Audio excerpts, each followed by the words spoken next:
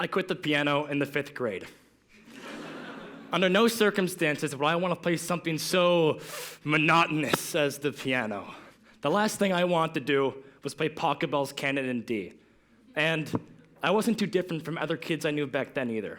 I knew kids who quit the piano around the same age I was, and I'm sure they all had similar thoughts, like, why would I want to continue to learn a musical instrument that's not going to help me now or later in life? And if I'm being honest, that's a fair question to ask. I mean, what is the point? I mean, there are lots of studies that show that playing a musical instrument can help with levels of creativity and endurance, etc., but we've all heard this before, haven't we? I'm here to introduce a new statement, a new but familiar way to harmonize music and understanding. Is understanding a direct causation of music, or just so happen that people who learn faster continue to develop their musical talents? Just a correlation, not related. I have firsthand experience in this topic, and I'm eager to share my story of music and what it truly means to understand. Now, I was never genuinely a musically inclined guy in elementary or middle school. I never had a favorite band or a favorite song even, mainly because, well, I didn't know any. I didn't bother. This changed drastically first year high school. Now, before I can go on, I have to say, I was a very spontaneous child when I was younger, all right? But as I grew up, I became shy, out of place, rogue almost, especially first year high school. I mean, I'll ask you, what do you do when you come across these feelings? Do you man up and go find friends, or do you continue to isolate yourself? All in all, it's up to you about what you do with these feelings, but no matter what you do, you cope with them. Attempt to dissolve them in some way, and for me, I drowned them in music. All of first semester high school, I'm sure I downloaded 2 to 3 songs per day, but this didn't make me musically inclined. I was just an active music listener. Now, earlier I discussed about kids who quit the piano at a young age. I forgot to mention one. The one that never quit. Jack. I was lucky enough to have Jack as my best friend throughout high school, and our journey begins in the coolest club you can imagine. Rubik's Cube Club. Come on. Me, Jack, Andrew, and Jenna, the outcast of high school, residing to a cold room in the basement to solve our problems away.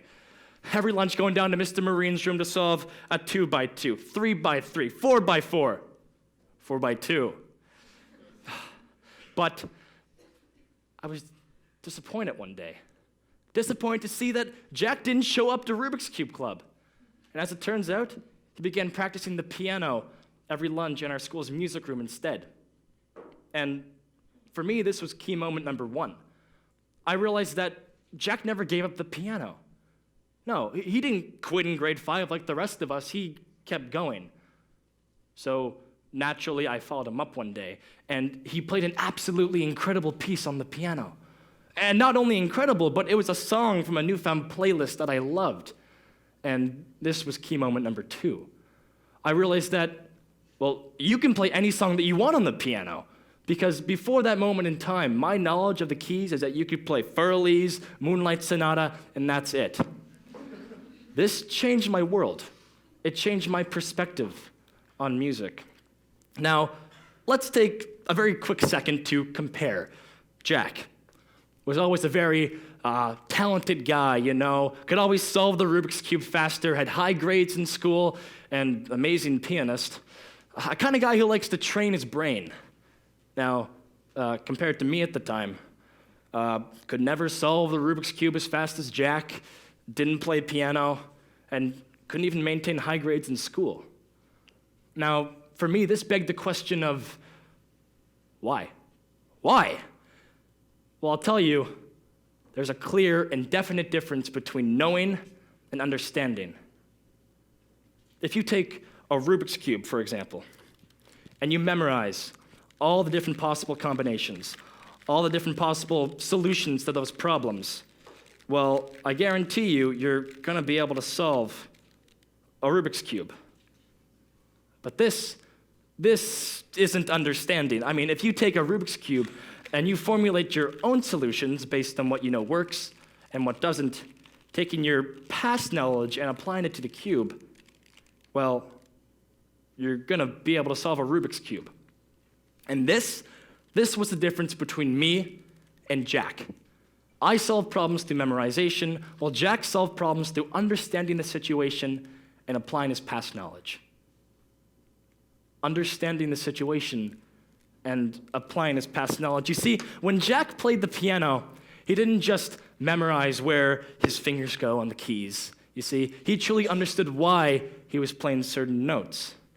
Now, if you look at Bach, all right, he didn't just memorize a piece of Beethoven's Moonlight Sonata and make it his own musical creation. Now, if you look at Pachelbel, he didn't memorize a piece of Chopin's Chopsticks and tweak it just a little bit, but then make it his own musical creation. No, these composers, Beethoven, Bach, Chopin, they all understood why the melodies they created harmonized heavenly together.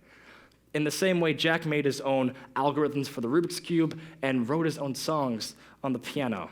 Now, I find especially when children are first learning the piano when they're younger, they'll memorize the musical staff and they'll memorize where their fingers are supposed to go in correspondence to the notes on the sheet music. But after so much memorization, it gets boring. It gets so boring, and this is why children quit the piano around the age of 10 or 11. And this also explains why Jack never quit. You see, Jack found ways to implement his past knowledge and apply it to the piano to make it fun and enjoyable for himself. Now, in the 9th grade, a couple months after Jack inspired me to pick up the piano, we decided to perform in our school's Night of the Arts and perform a piano blues improv duet. Now, when it was our turn to perform, I went to the bottom half of the piano, and it was my job to memorize and play the blues scales.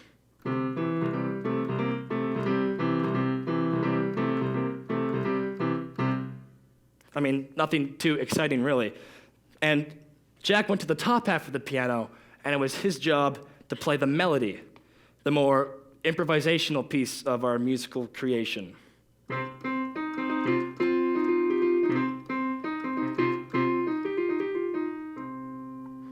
A little bit more exciting. Now, I was so nervous that night to perform what little I had to offer. But if there's one thing that you should take away from our performance that night, is that, well, you shouldn't be like me. You should be like Jack. Because the last thing you want to be doing is memorizing and looping blues scales. Nothing against any bassist in a blues band. All I'm saying is that you should be the person who understands by being like Jack, by being the individual who creates their own melody. Now, this all kind of begs the undying question of how can I put myself into a position where I can learn to understand? Now, I came here today claiming that there was a way to harmonize music and understanding. But if I'm being honest with you, it's something a whole lot more than that. Now, I don't expect everyone to pick up a musical instrument and just start playing it. No, that's ridiculous. I don't expect you to. But when I tell you it's something a whole lot more than that, I mean, it's about finding your own way to accelerate the way your brain processes.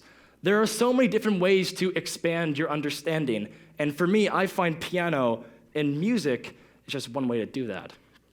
It's a different path that leads to the same destination. So it's up to you to find what path that leads to you creating your own algorithm for the Rubik's Cube, or find the path that leads to you writing your own piano songs. But most importantly, finding the path that leads to you creating your own melody. And melody is exactly what you need to harmonize understanding. Thank you.